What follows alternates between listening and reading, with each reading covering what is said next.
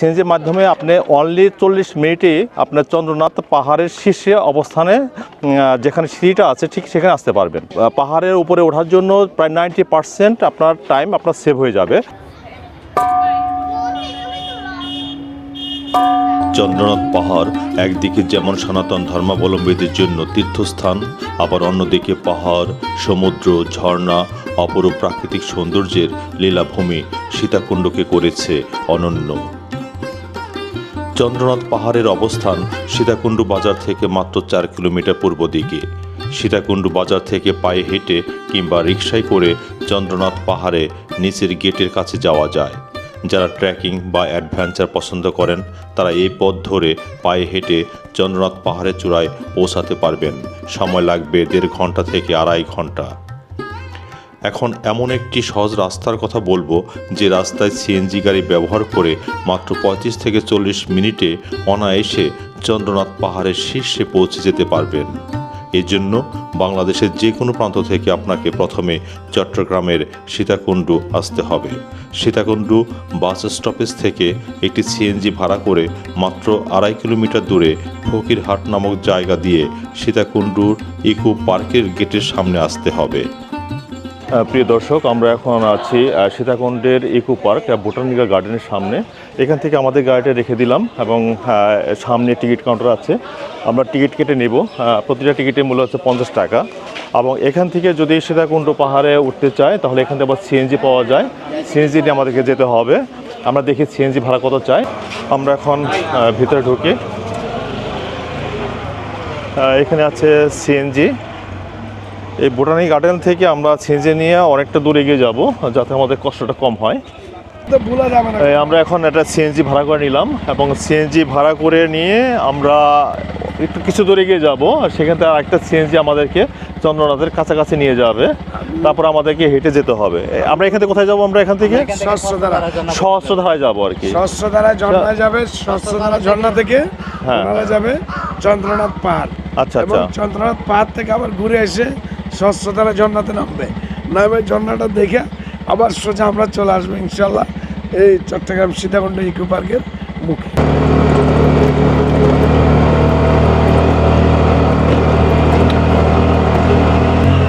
অনেক উপরে উঠতেছি আমরা সিএনজি নিয়ে এবং ধীরে ধীরে উপর দিকে যাচ্ছি।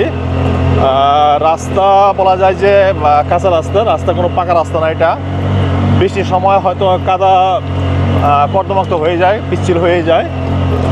এখন দেখা যাক কত দূর যেতে পারি আমরা।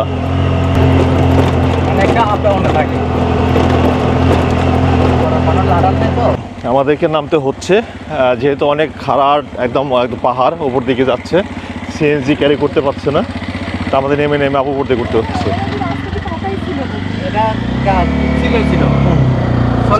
আবার বসলাম, আবার একটু উপর দিকে যাচ্ছি আমরা। আবার অনেকে উপর দিকে উঠতেছে। তো বোটানিক্যাল গার্ডেনের গেট থেকে আমরা যে সিএনজি ভাড়া নিয়েছি, তো ভাই আপ ডাউন 1500 টাকা নিচে যাবে না। তো আমরা বলছি 1400 টাকা। তো সে বলে 1500 টাকা। যাই হোক, 1400 হোক 1500 হোক নিয়ে নেবে আর কি। তো আমরা এখন যাচ্ছি। এই রাস্তা দিয়ে আসলে আসার জন্যই মানে ডিসেম্বর মাস, জানুয়ারি মাস, ফেব্রুয়ারি মাস এটাই বেটার। কিন্তু বর্ষার সিজনে আমার মনে হয় এখানে যাওয়াটা খুব কষ্টসাধ্য হয়ে পড়ে, কারণ এখানে বৃষ্টির সময় যে রাস্তাটা আছে রাস্তাটা তো একদম মাটির রাস্তা। তখন এখানে কাদাময় হয়ে যায়, তাই না? তখন সিএনজি নিয়ে আসলে যাওয়া যায় না। সেই জন্যই এই ডিসেম্বর, অক্টোবর, নভেম্বর, ডিসেম্বর, জানুয়ারি, ফেব্রুয়ারি এই পর্যন্তই হয়তো এরা সিএনজি নিয়েও যতটুকু সম্ভব উপরে যাওয়া যায়। আবার এখানে নামতে হবে আমাকে। আবার এখানে আমি নেমে যাই। হ্যাঁ, এই সব গাড়িগুলো যাচ্ছে উপর দিকে। ভালো, এবং উপর দিকে যাচ্ছি আমরা। আছি যেহেতু 4 জন, হয়তো একটা সিএনজি নিয়ে উপর দিকে উঠতে পারে না। সেজন্য আমাদেরকে হেঁটে আবার উপর দিকে উঠতে হচ্ছে কিছুক্ষণ। তারপরে আবার গাড়ি আবার উপর দিকে যাবে। বেশ সুন্দর লাগতেছে। বোটানিক্যাল গার্ডেন যেহেতু চারিদিকে গাছ গাছালি ভরা, কিন্তু কোনো পশু পাখি নাই, কোনো পাখি নাই কোনো।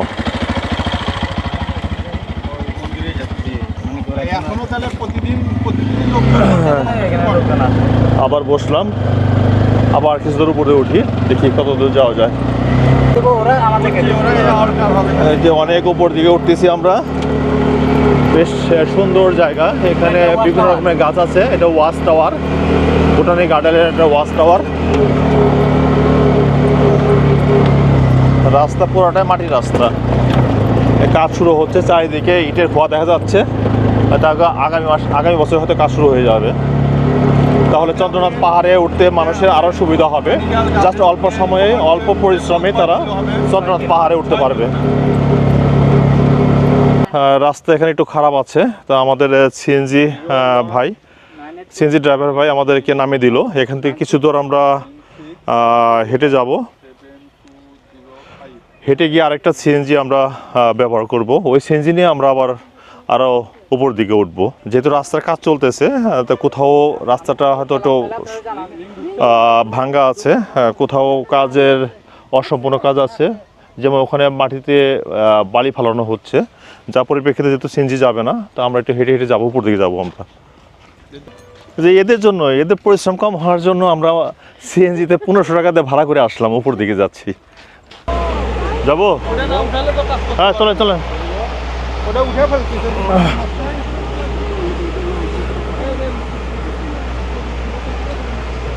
রাস্তা যেহেতু কাজ চলতেছে, যার জন্য আমাদেরকে এইভাবে পায়ে হেঁটে উপর দিকে উঠতে হচ্ছে। এটা আমাদের সিএনজির কাছে এসে গেছি। আরেকটা সিএনজি আমরা চেঞ্জ করব। ওই যে সামনে একটা সিএনজি আছে, এই সিএনজি থেকে যে সিএনজি নেমেছি সেই সিএনজিরই আরেকটা সিএনজি আছে এখানে। তাদের নাম বললে পরে আমাদেরকে আবার উপর দিয়ে নিয়ে যাবে আর কি।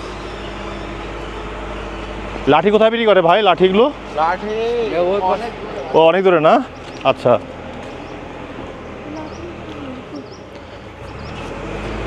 নূর নবী ভাইয়ের সিএনজিকে, নূর নবী ভাই আপনারটা চলে না, তাই এটা না? তাহলে এটা হচ্ছে আমরা আরেকটা সিএনজি চেঞ্জ করলাম, চেঞ্জ করে এখন উপর দিকে আমরা যাব। বসেন আপনারা, বসেন।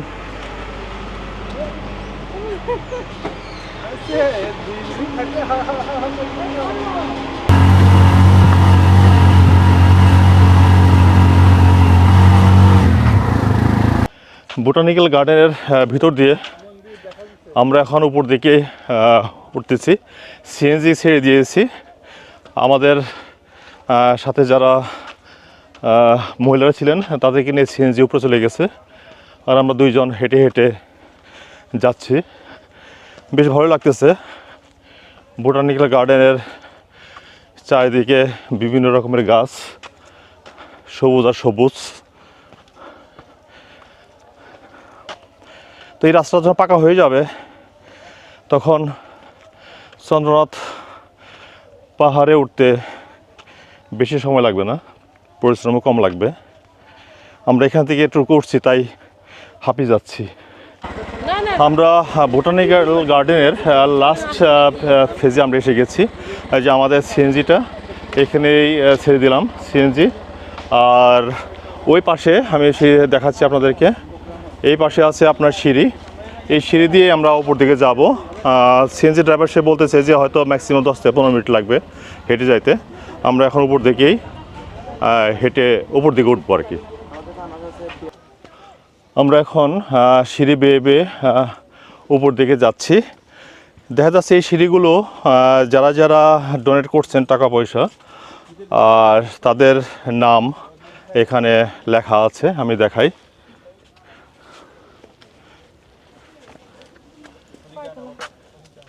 চন্দ্রনাথ পাহাড়ে ওঠার জন্য আসলে আমি মনে করি বেস্ট যে টাইমটা সেটা হচ্ছে যে ডিসেম্বর মাস, জানুয়ারি মাস বা ফেব্রুয়ারি। এই সময়টা ওয়েদারটা ঠান্ডা থাকে। যদিও এখন উইন্টার সিজন, ডিসেম্বর মাস, আমরা কিন্তু সিম্পল টি শার্ট পরে আসছি, কিন্তু খুব ঘেমে যাচ্ছি তারপরেও। আর যদি অনেকেই মার্চে পরে আসেন, একদিকে হচ্ছে যে ঝড় বৃষ্টি, রাস্তার অবস্থা খারাপ থাকে। আমি এখান থেকে দেখাই, পাটা কি সুন্দর দেখা যাচ্ছে। আর তার উপরে যাই আমরা, উপরে গিয়ে আমরা দেখাই। হ্যাঁ, এই যে আর কিছু স্টেপ, আর কিছু অনেকেই এই যে এসে গেছি আমরা অল্প কিছু। মূল মন্দিরের একদম কাছে পর্যন্ত আসা যায়, এটা অনেকেই জানে না। আমরাও আসার আগে অনেকগুলো ভিডিও দেখেছি, কিন্তু কোথাও সিএনজিতে করে এসে যে মানে তার খুব কাছে যে সিঁড়ি বেয়ে ওঠা যায়, এই ভিডিওটা কোথাও দেখিনি। তো যেটা আমরা দেব, আমাদের মাধ্যমে সবাই জানতে পারবে যে সিঁড়ি দিয়ে এখানে ওঠা যায়। কিন্তু না, সিএনজিতে এসেও খুব কাছে চলে আসা যায় মন্দিরের, এটা অনেকেই জানে না। এই যে কাছাকাছি এসে গেছি আমরা, দাঁড়াও এখানে।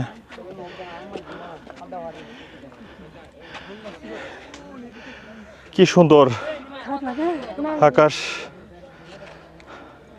চারিদিকে নীল আর নীল। এই যে আমরা যেদিকে ঘুরতে যাই, আমাদের ট্যুরিস্ট পার্টনার হচ্ছে যে রিঙ্কি ম্যাডাম এবং শুভঙ্কর দা, এরাও উঠতেছে। খুব কষ্ট হচ্ছে একটু আস্তে আস্তে। কি হয়েছে, কষ্ট হচ্ছে একটু? অনেক কষ্ট। এই তো উঠে গেছে আমরা। পায়ে হেঁটে উঠছো, সিএনজিতে আসো না। এটা বাস, জায়গা আছে না, আমরা তো আবার হেলিকপ্টার করে এসেছি।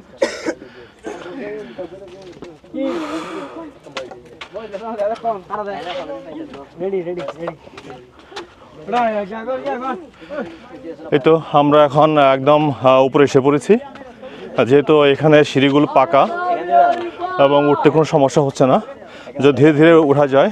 কারণ 80% রাস্তায় আমরা যেহেতু সিএনজিতে এসে গেছি, তা সেক্ষেত্রে আমাদের খুব একটা সমস্যা হয়নি।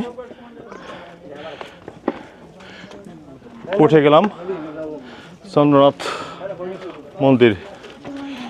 প্রিয় দর্শক, আমি এখন আছি চন্দ্রনাথ মন্দিরের সামনেই, চন্দ্রনাথ ধামে। তো যেমনটি বলছিলাম, চন্দ্রনাথ পাহাড়ে ওঠার জন্য দুটি ওয়ে আছে। একটি হচ্ছে যে সীতাকুণ্ড বাজারে এসে যারা ট্রেকিং পছন্দ করেন তারা ওই রাস্তা দিয়ে আসতে পারেন। আর আরেকটা হচ্ছে যে সীতাকুণ্ডের ইকো পার্কের বোটানিক্যাল গার্ডেনের সামনে দিয়ে আসতে পারেন। এখন বোটানিক্যাল গার্ডেনের সামনে দিয়ে যারা আসবেন তারা ওখানে 50 টাকা দিয়ে একটা টিকিট নেবেন। নেওয়ার পরে বোটানিক্যাল গার্ডেনের ভিতরেই সিএনজি থাকে, সেই সিএনজি আপ ডাউন নেয় মাত্র 1500 টাকা। এই 1500 টাকা যদি নেয় তাহলে আপনার এই সিএনজির মাধ্যমে আপনি অনলি 40 মিনিটেই আপনার চন্দ্রনাথ পাহাড়ের শীর্ষে অবস্থানে যেখানে সিঁড়িটা আছে ঠিক সেখানে আসতে পারবেন। অর্থাৎ চন্দ্রনাথ পাহাড়ের উপরে ওঠার জন্য প্রায় 90% আপনার টাইম আপনার সেভ হয়ে যাবে। সীতাকুণ্ডের চন্দ্রনাথ ধাম বিশেষ করে সনাতন ধর্মাবলম্বী যারা আছেন তাদের কাছে এটা অত্যন্ত সম্মানজনক এবং শ্রদ্ধাস্থান। এবং এই ধর্মীয় স্থানটা কীভাবে তৈরি হয়েছে এটার ইতিহাস রয়ে গেছে। আজ থেকে প্রায় হাজার হাজার বছর পূর্বে, অর্থাৎ সত্য যুগে, মানে সত্য, ত্রেতা, দ্বাপর, কলি, বর্তমানে কলিযুগ চলছে। প্রতিটি যুগের মধ্যে প্রায় হাজার হাজার বছর থাকে। ঠিক সেরকম সত্য যুগে মহামায়া সতীদেবী ওনার পিতা দক্ষ রাজা বৃহস্পতিকে না জানিয়েই মহাদেবকে বিয়ে করেন, যার পরিপ্রেক্ষিতে তার পিতা দক্ষ রাজা বৃহস্পতি তার উপর খুব ক্ষুব্ধ হন। পরবর্তীতে দক্ষ রাজা বৃহস্পতি একটি যজ্ঞের আয়োজন করেন। সেক্ষেত্রে সতীদেবী এবং মহাদেবকে নিমন্ত্রণ না করেই তার সতীর্থ যারা দেবদেবী আছে সকলকে ওখানে নিমন্ত্রণ করেন। পরবর্তীতে দেখা যায় যে সতীদেবী একটু লজ্জা পেয়ে যান, কিন্তু যেহেতু তার পিতা তাকে নিমন্ত্রণ করেন নাই, তারপরেও তার পিতার যজ্ঞেতে উনি উপস্থিত হন, কিন্তু মহাদেব উপস্থিত হন নাই। আর যখনই সতীদেবী সেই যজ্ঞের সামনে উপস্থিত হয়েছেন তখন তার পিতা ক্ষুব্ধ হয়ে যান এবং তাকে বিভিন্নভাবে অপমান করেন। বিশেষ করে তার যে স্বামী মহাদেবকে নিয়েও উনি কটাক্ষ করে কথা বলেন এবং অপমান করেন। এবং এই দেবদেবীর সামনে এই অপমান সহ্য করতে না পেরে এবং স্বামীর প্রতি যে অসম্মান করেছে তার পিতা, এই অসম্মান সহ্য না করতে পেরে উনি দেহত্যাগ করেন। পরবর্তীতে যখন মহাদেব এই কথাটা জানতে পারেন, উনি উন্মত্ত নৃত্য করতে থাকেন তার ডেড বডিকে ঘাড়ে নিয়ে, এবং পুরো বিশ্ব ব্রহ্মাণ্ড তখন কাঁপতে থাকে। প্রায় বিশ্ব ব্রহ্মাণ্ড প্রায় ধ্বংসের দিকে যাওয়ার মতো উপক্রম হয়ে যায়। এবং এই অবস্থা দেখে নিয়ে ভগবান বিষ্ণু তার সুদর্শন চক্র দিয়ে সতী দেবীকে 51টির টুকরা করে ফেলে দেন, অর্থাৎ 51টি খণ্ডে বিভক্ত হয়ে যায় তার দেহটা, এবং পৃথিবীর বিভিন্ন জায়গায় এই 51টি খণ্ড পড়ে। বাংলাদেশে যেমন পড়েছে 7টি, পাকিস্তান, ভুটান, নেপাল, শ্রীলঙ্কা 1টি করে, এবং ভারতে পড়ে বাকি অংশটুকু। এবং প্রত্যেকটি এই অংশেই সনাতন ধর্মাবলম্বীদের তীর্থস্থান গড়ে ওঠে, এবং প্রত্যেকটি অংশকে বলা হয় 51 পীঠ, এবং এই 51 পীঠের একটি অংশ হলো এই চন্দ্রনাথ ধাম। সেই জন্যই সনাতন ধর্মাবলম্বী হিন্দুদের কাছে একটা পবিত্র স্থান, সম্মানজনক স্থান, ধর্মীয় স্থান। এখানে শুধু হিন্দু ধর্মাবলম্বী লোকরাই আসেন না, এখানে সব ধর্মের লোকরাই এখানে আসেন। এই চন্দ্রনাথ পাহাড়ে ট্রেকিং করে উঠতেছেন, যারা ট্রেকিং পছন্দ করেন তারা উঠতেছেন, কেউ এখানে পূজা করতে আসতেছেন। সব ধর্মের লোকই এখানে সব সময়ই এখানে উঠতেছেন। চন্দ্রনাথ পাহাড়ের উচ্চতা প্রায় 1150 ফুট, যা চট্টগ্রামের সীতাকুণ্ডে অবস্থিত একটি প্রাচীন ও গুরুত্বপূর্ণ শক্তিপীঠ ও তীর্থস্থান। চন্দ্রনাথ পাহাড়ের চূড়ায় অবস্থিত এই মন্দিরটি শিব ও শক্তির উপাসনার কেন্দ্রবিন্দু। প্রচলিত আছে, নেপালের এক রাজা স্বপ্নে আদিষ্ট হয়ে পৃথিবীর 5 কোণে 5টি শিব মন্দির নির্মাণ করেন। এর মধ্যে চন্দ্রনাথ শিব মন্দির অন্যতম। এখানে প্রতি বছর শিব চতুর্দশী মেলা অনুষ্ঠিত হয় এবং দেশ বিদেশের সাধু সন্ন্যাসী ও কয়েক লক্ষ লোকের সমাগম ঘটে। পৌরাণিক কাহিনী মতে এখানে ভাগর্ভ বসবাস করতেন। অযোধ্যার রাজা দশরথের পুত্র রামচন্দ্র তার বনবাসের সময় এখানে এসেছিলেন। তারা আসবেন জানতে পেরে মহামুনি ভাগর্ভ এখানে স্নানের জন্য 3টি কুণ্ড সৃষ্টি করেন। এরপর রামচন্দ্রের স্ত্রী সীতা এই কুণ্ডে স্নান করেন। এরপর থেকেই এই স্থানের নামকরণ হয় সীতাকুণ্ড। প্রচুর লোক এদিকে আসতেছে, অনেকে হেঁটে আসতেছে, অনেকে সিএনজি নিয়ে আসতেছে। আমি পাহাড়টা আপনাদেরকে দেখাই এক চোখে, কত সুন্দর পাহাড়। পুরা চট্টগ্রাম শহরটা দেখা যাচ্ছে এখানে।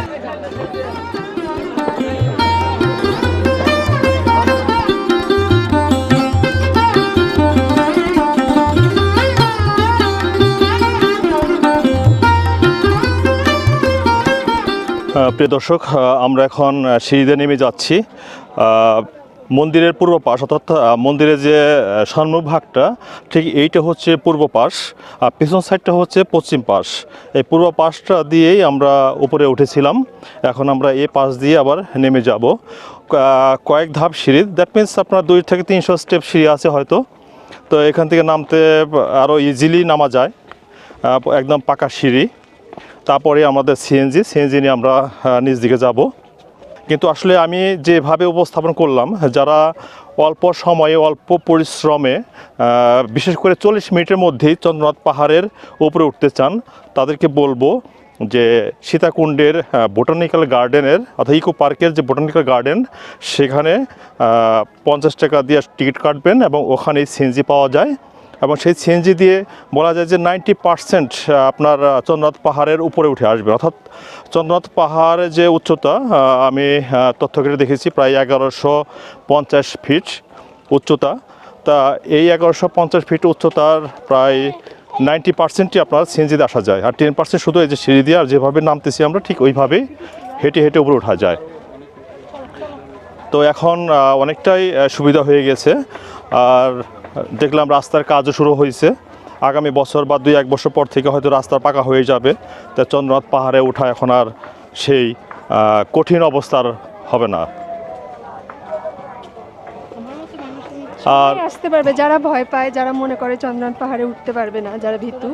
হ্যাঁ, মানে সবাই আসতে পারবে, কারণ ভীতু মানুষ আমি আসতে পারলাম, তো আমি মনে করি সবাই আসতে না। এখন যেহেতু ওঠার জন্য অনেকটা ইজি হয়ে গেছে, কারণ আমি যেটা বললাম আর কি, কারণ আগে তো সিএনজির ব্যবস্থা ছিল না, হেঁটেও আসতে হইতো।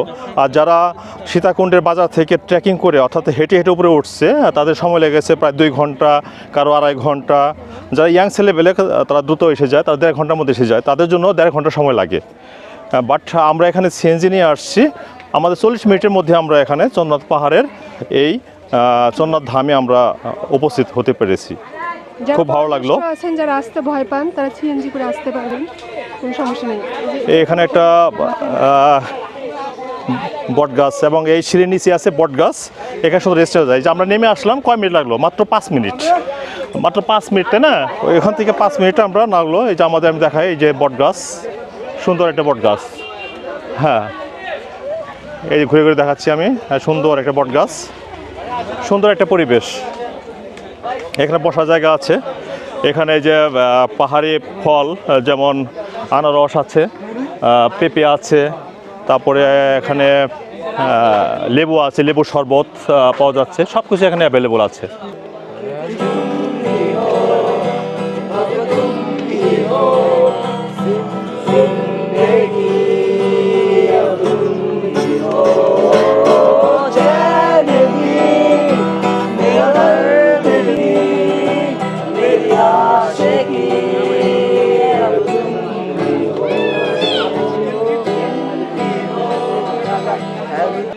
প্রিয় দর্শক, আমরা এখন চন্দ্রনাথ পাহাড় থেকে নেমে আমরা সহস্রধারা ঝর্ণার কাছাকাছি আসলাম।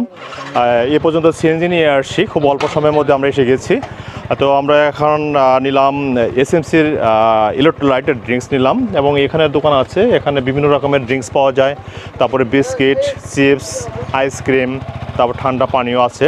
এবং আমার এই পাশে, সামনের পাশে এখানে বসার জন্য ব্যবস্থা আছে, যেমন আমি দেখাই। যেমন এই পাশটা হচ্ছে যে বসার জন্য, যারা নেমে এখানে আসবেন তারা এটা বসে রেস্ট নিতে পারবেন এখানে। তারপরে আমরা এখন নিচে নেমে যাব, আমাদের জন্য একটা সিএনজি আসতেছে। যেহেতু রাস্তা খারাপ একটু, আমরা জাস্ট 2 মিনিট হাঁটলাম, হেঁটে নিয়ে ওই সিএনজি ছেড়ে দিলাম, এবং তাদেরই আর একটা সিএনজি আসতেছে, আমরা ওই সিএনজি নিয়ে নিচে চলে যাব। আর এখানে যারা সহস্রধারা বা সূত্রধারায় গিয়েছিল, তারা বললো যে ওখানে কোনো রকমের পানি নাই বলা যায়, কোনো পানির স্রোতই নাই এখানে, তা আমরা ওখানে আর যাবো না। আমরা সিএনজি নিয়ে চন্দ্রনাথ পাহাড় থেকে নেমে ইকো পার্কের মূল গেটের সামনে আসি। এখানে কিছু খাবার হোটেল আছে, কিন্তু আমরা এখানে খাওয়া দাওয়া না করে সীতাকুণ্ডু বাজারে গিয়ে নিরামিষ হোটেল গোবিন্দ ভোজনালয় থেকে দুপুরে খাবার দাবার সেরে নিই। আমি এখন দাঁড়িয়ে আছি সীতাকুণ্ডু বাজারে, জামে মসজিদের অপোজিটে গোবিন্দ ভোজনালয় একটা নিরামিষ হোটেল আছে, এবং এই হোটেলের সামনে আমি দাঁড়িয়ে আছি, এবং আমরা এই হোটেলে নিরামিষ আজকে খাওয়া দাওয়া করলাম। আমি এখানে যে দোকানের যে মালিক, ওনার সাথে একটু কথা বলি। আমাদের হোটেলটা হচ্ছে সীতাকুণ্ড থানার অপোজিটে, জামেল মসজিদ সোজা অপোজিটে 2য় তলায় অবস্থিত। এখানে তীর্থযাত্রীর জন্য সুব্যবস্থা রয়েছে। যারা নিরামিষ খেতে চান